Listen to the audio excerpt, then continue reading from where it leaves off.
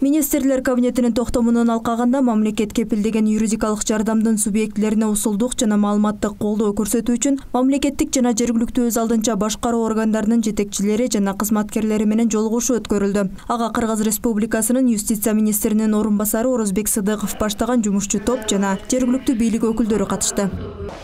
Негизи бул жардамды көрсөтүүнүн бардыгы бул биздин конституциябызда жазылган 61-бенчи статья жаран мыйзамда белгиленген.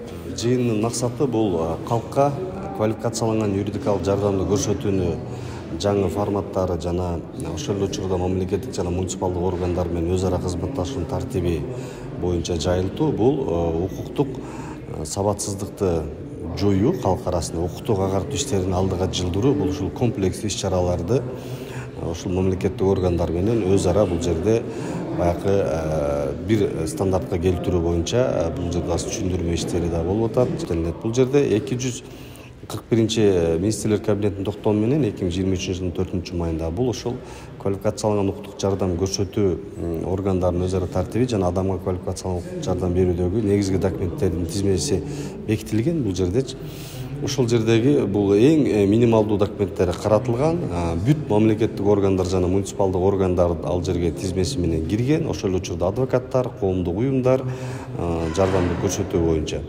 Ошол боюнча биз багыттарды аныктоо, биздин координаторлордун иштерин элге, калкка жеткизүү, ошол учурда калк менен мындай кайтарым байланыштуу түзүү боюнча иш-чаралар болуп жатат. Жыйындын максаты жаңы кабыл алынган токтомдун алкагында элге акысыз юридикалык жана укуктук жардам көрсөтүүнү жакшыртуу үчүн мамлекеттик жана жергиликтүү бийлик органдарына түшүндүрүү иштерин жүргүзүү болуп саналат. Бардык мамлекеттик органдар, жергиликтүү өз алдынча башкаруу органдары, коммерциялык эмес уюмдар, адвокаттар жана башка кызматтар адамдарга өз багыты боюнча юридикалык жардам көргөзүүгө милдеттүү.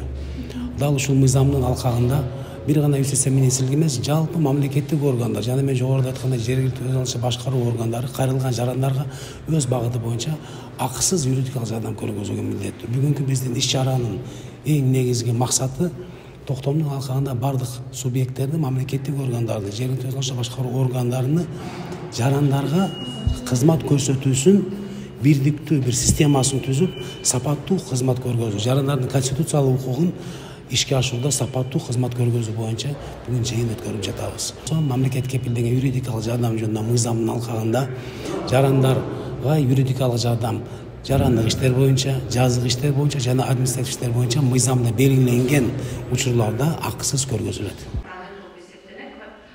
Эске салсак, мамлекет кепилдеген юридикалык жардам мыйзамынын алкагында өлкөнүн бардык аймактарында райондук, шаардык деңгээлде координаторлор дайындалган. Ал эми жарандар квалификацияланган укуктук юридикалык жардамдарды алуу үчүн 114 номерине чалуу менен же мамлекеттик жана жергиликтүү өз алдынча башкаруу органдарынын кызматкерлерине кайрылса болот.